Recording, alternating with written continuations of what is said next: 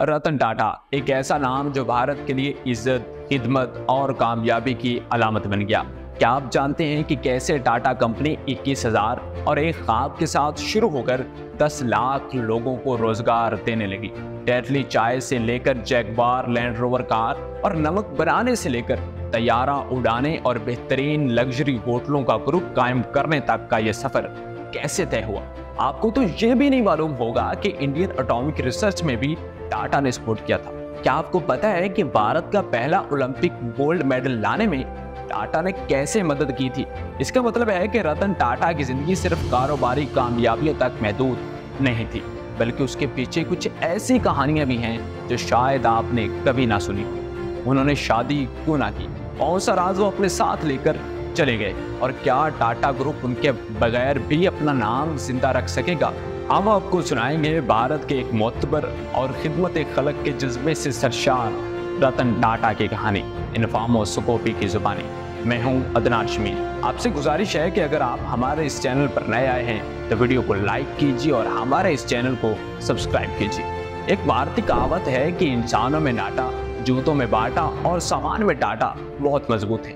इसमें कितनी सदाकत है ये तो मालूम नहीं, लेकिन गुज़श्ता दिनों इंडियन मीडिया में ये बात सामने आई है कि टाटा ग्रुप ऑफ कंपनीज की कुल मालियत 365 अरब डॉलर तक पहुंच गई है, जो कि उसे इंडिया की सबसे ताकतवर कंपनी तो बनाती ही है, साथ में उसकी मालियत पाकिस्तान के कुल जीडीपी से भी कहीं ज्यादा है। रतन टाटा का ताल्लुक एक ऐसे खानदान से था जिसने भारत की सनत की बुनियाद रखी। 1868 में जमशेद टाटा ने टाटा ग्रुप की दाग बेल डाली, जो सिर्फ एक कारोबार नहीं बल्कि भारत को तरक्की याफ्ता बनाने का ख्वाब था। एक ऐसा ख्वाब जिसने न सिर्फ फैक्ट्रियां बल्कि शहर आबाद किए। जी हाँ, सनती शहर, जिनमें जमशेदपुर भी शामिल है। जमशेद टाटा रतन टाटा के परदादा का नाम है। जमशेद जी 1839 में एक पारसी खानदान में पैदा हुए। उन्होंने कपास, चाय, तांबे, पीतल और अफ्यूल का कारोबार किया और उससे खूब पैसा कमाया। वे एक जहांगर्द शख्स थे और नई जायदाद से काफी मुतासिर होते थे। बरतानिया के एक दौरे के दौरान कपास की मिलों के मुशाहिदे से उन्हें यह एहसास हुआ कि हिंदुस्तान इस कारोबार में अपने 9 आबादियाती अकाओं के साथ मुकाबला कर सकता है। लिहाजा 1877 में जमशेद जी ने महारानी मिल्स के नाम से मुल्क की पहली टेक्सटाइल मिल खोली। महारानी टेक्सटाइल मिल का इफ्तिताह उस रोज हुआ जिस दिन मलका विक्टोरिया के हिंदुस्तान में मलका के तौर पर ताजपोशी हुई थी। जमशेद जी के हिंदुस्तान की तरक्की के लिए नजरिए को हिंदी लफ्ज स्वदेशी से समझा जा सकता है, जिसका मतलब है कि अपने मुल्क में बना हुआ, और यही ख्याल 19वीं सदी के अवाइल में हिंदुस्तान की आज़ादी की तहरीक का हिस्सा भी था। कहा यह भी जाता है कि 19वीं सदी के आखिर में टाटा के बानी जमशेद जी टाटा को मुंबई के एक महंगे होटल में उनकी रंगत की वजह से दाखिल होने से रोक दिया गया था। जमशेद जी पर इस वाक़े का बहुत गहरा असर हुआ और उन्होंने फैसला किया कि वो उस होटल से बेहतर होटल बनाएंगे जिसमें हिंदुस्तानी शहरियों को भी आने की इजाज़त हो। यूं 1903 में मुंबई के साहिल पर ताज होटल का कयाम अमल में आया। ये शहर की पहली इमारत थी जिसमें बिजली, अमेरिकन पंखे और जर्मन लिफ्टों जैसी सहूलियात फराहम की गई थी। अब उसकी शाखें इंडिया, अमेरिका और बरतानिया समेत 9 ममालिक। उनका सबसे बड़ा ख्वाब स्टील का कारखाना बनाना था, लेकिन वो इस ख्वाब की ताबीर से पहले ही वफात पा गए। लेकिन 1907 में उनके बेटे दारूक जी ने उनका ख्वाब पूरा किया। टाटा स्टील की तकमील से हिंदुस्तान एशिया का पहला मुल्क बन गया जहां स्टील का कारखाना था। दार जी के बाद JRD टाटा उस कंपनी की बागडोर संभाल लेते हैं। 1991 में रतन टाटा ने कंपनी की बागडोर संभाली और उनकी क़यादत में टाटा ने दुनिया भर में अपने कारोबार को बढ़ा दिया। रतन टाटा का बचपन अपनी दादी लेडी नवाज भाई टाटा के ज़ेरे साया गुजरा, क्योंकि रतन की उम्र सिर्फ 10 साल थी जब उनके वालिदैन की तलाक हो गई। रतन जब 18 साल के हुए तो उनके वालिद ने एक स्विस खातून सैमोन डोनियर से शादी की। 29 दिसंबर 1937 को मुंबई में पैदा होने वाले रतन टाटा ने इब्तदाई तालीम मकामी स्कूलों से हासिल की। बाद में वो अमेरिका की कॉर्नेल यूनिवर्सिटी और हार्वर्ड बिजनेस स्कूल गए। रतन टाटा ने कौमी कपूर को दिए गए एक इंटरव्यू में एतराफ़ किया था कि उन दिनों रिजर्व बैंक ने बैरून मुल्क तालीम हासिल करने वालों को बहुत कम गैर मुल्की करेंसी भेजने की इजाज़त दे रखी थी। मेरे वालिद कानून तोड़ने के मूड में नहीं थे, इसलिए उन्होंने मेरे लिए ब्लैक में डॉलर खरीदने से इनकार कर दिया। चनाचे अक्सर ऐसा होता था कि महीना खत्म होने से पहले मुझे अपने दोस्तों से पैसे उधार लेने पड़ते और कुछ इजाफी पैसे कमाने के लिए बर्तन भी धोने पड़ते थे। रतन 7 साल तक अमेरिका में रहे। वहाँ उन्होंने आर्किटेक्चर और इंजीनियरिंग में डिग्री ली। लॉस एंजलिस में उनकी अच्छी नौकरी और एक शानदार घर भी था, लेकिन उनकी दादी की तबीयत खराब हो गई। JRD के इसरार पर उन्हें इंडिया वापस आना पड़ा। रतन टाटा की जाती जिंदगी में भी एक ऐसी कहानी छुपी हुई है जिसका जिक्र कम होता है।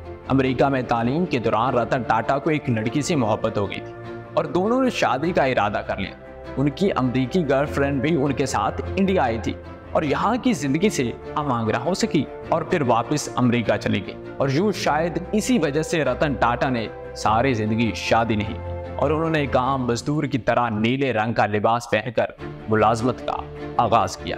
1962 में रतन टाटा ने जमशेदपुर में टाटा स्टील में काम करना शुरू किया। गणेश कबीर टाटा ग्रुप पर लिखी गई अपनी मशहूर किताब the Tata how family built a business and a nation में लिखते हैं कि रतन जमशेदपुर में 6 साल तक मुकीम रहे, जहां उन्होंने शुरू में अपनी इंटर्नशिप एक दुकान में फ्लोर वर्कर के तौर पर नीले रंग का लिबास पहनकर की। उसके बाद उन्हें प्रोजेक्ट मैनेजर बना दिया गया। बाद में वो मैनेजिंग डायरेक्टर SK नानावती की स्पेशल असिस्टेंट भी बन गए। सादगी और बराबरी का ये आलिम था कि जब वो किसी जूनियर अफसर से बात कर रहे होते और इसी दौरान कोई सीनियर अफसर आ जाता तो उसे इंतजार करने का हुक्म दिया करते थे। उनकी लगन से काम करने की खबरें मुंबई पहुंची और JRD टाटा ने उन्हें मुंबई बुलाया। इसके बाद उन्होंने 1 साल तक ऑस्ट्रेलिया में काम। JRD ने उन्हें कसारे में चल रही कंपनियों सेंट्रल इंडिया मिल्स और नीलको को बेहतर बनाने की जिम्मेदारी सौंपी। रतन की क़यादत में 3 साल के अंदर नीलको ने मुनाफा कमाना शुरू किया। 1981 में JRD ने रतन को टाटा इंडस्ट्रीज का सरबराह बना दिया। हालांकि उस कंपनी का टर्नओवर सिर्फ 60 लाख था, लेकिन ये जिम्मेदारी अहम थी क्योंकि इससे पहले टाटा खुद इस कंपनी का काम काज को बराह रास्त देखते रहे थे। रतन ने अपनी कंपनी में सबसे निचले दर्जे से काम शुरू किया, एक आम फैक्ट्री वर्कर के तौर पर। यही वो चीज थी जो उन्हें आम मालकान से अलग करती थी। वो लोगों के साथ खड़े होते थे, ना कि उनके ऊपर। रतन टाटा के सामने सबसे बड़ा चैलेंज 1991 में आया जब उन्होंने टाटा ग्रुप की बागडोर संभाली। उन्होंने एक ऐसे वक्त में कंपनी को संभाला जब टाटा ग्रुप में मुख्तलिफ कारोबार बिखरे और किसी सिमत में नहीं बढ़ रहे थे। मुल्क की सबसे सस्ती कार नैनो लॉन्च करते हुए रतन टाटा ने एक बार मुंबई की तेज बारिश में एक ही खानदान के 4 अफराद को मोटरसाइकिल पर भीगते देखा था। इस मंजर ने रतन टाटा को इतना परेशान किया कि अगले ही दिन उन्होंने इंजीनियर को बुलाया और मुल्क की सबसे सस्ती कार बनाने का कहा। यहीं से टाटा नैनो का आगाज हुआ। मुल्क की सबसे सस्ती कार टाटा नैनो को 2008 में लॉन्च किया गया था। सो कार को लाख तकिया कार भी कहा जाता है। ताहम लोगों को ये कार ज्यादा पसंद नहीं आई और टाटा ग्रुप को साल 2020 में इसकी पैदावार को रोकना पड़ा। 1998 में टाटा मोटर्स ने इंडिका मुतारिफ करवाई, जो इंडिया की पहली डिजाइन करदा कार, मगर ये नाकाम हुई। रतन टाटा ने फोर्ड मोटर के बिलफोर्ड से बात की, जिसने तंज करते हुए कहा कि बगैर मालूमात के आप क्यों दाखिल हुए। रतन की टीम नाराज होकर चली गई, लेकिन वक्त का कमाल देखें। 2008 में फोर्ड बहरान का शिकार हुई और बिलफोर्ड ने मान लिया कि इंडियन कंपनी ने जैगवार और लैंड रोवर को खरीद कर उन पर बड़ा एहसान किया। रतन टाटा ने इस मौके को सुनहरी बना दिया और $2.3 अरब में दोनों ब्रांड्स खरीद लिए। मशहूर बिजनेसमैन और मुसन्निफ सुनील सेठ भी एक किस्सा बयान करते हैं। 6 फरवरी 2018 को बरतानिया के शहजादे चार्ल्स ने रतन टाटा को Rockefeller foundation life time achievement award देना था, लेकिन तकरीब से चंद घंटे कबल रतन टाटा ने इंतजामिया को आगाह किया कि वो नहीं आ सकते क्योंकि उनका कुत्ता टैटो अचानक बीमार हो गया है। जब चार्ल्स को ये कहानी सुनाई गई तो उन्होंने कहा कि ये एक हकीकी आदमी की पहचान है। रतन टाटा की शख्सियत का सबसे खूबसूरत पहलू उनकी इंसान दोस्ती थी। उन्होंने सिर्फ कारोबारी कामयाबियों पर इक्तफा नहीं किया, बल्कि अपनी दौलत और वसाइल को फलाही कामों के लिए वक्फ कर दिया। रतन टाटा की क़यादत में टाटा ट्रस्ट ने तालीम, सेहत और समाजी तरक्की के मैदानों में बेशुमार खिदमात अंजाम दी। उनके फलाही मंसूबे आज भी लाखों लोगों की जिंदगियों में तब्दीलियां ला रहे हैं। जब इंडिया में कोविड की वबा फैली तो रतन टाटा ने फौरी तौर पर टाटा ट्रस्ट से 500 करोड़ रुपए और टाटा कंपनियों के जरिए 1000 करोड़ रुपए दिए ताकि इस वबाई मर्ज और लॉकडाउन के मुआशी नताइज से निपटा जा सके।